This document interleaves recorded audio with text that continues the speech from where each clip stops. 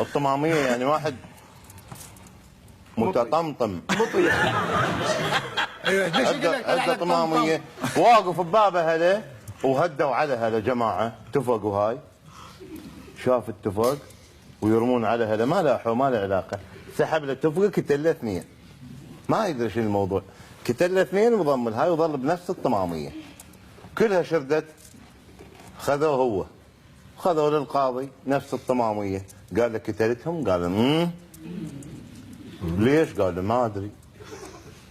قتلهم جابوه المهم وصلوه لحد حبل المشنقه وهو مخنزر ومبتسم قرأ علي هذا يقول لي راح تموت انت وما ادري شنو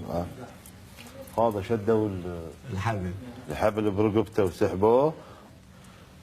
تو هيك سوى قال يابا وقف هذا عنده طلب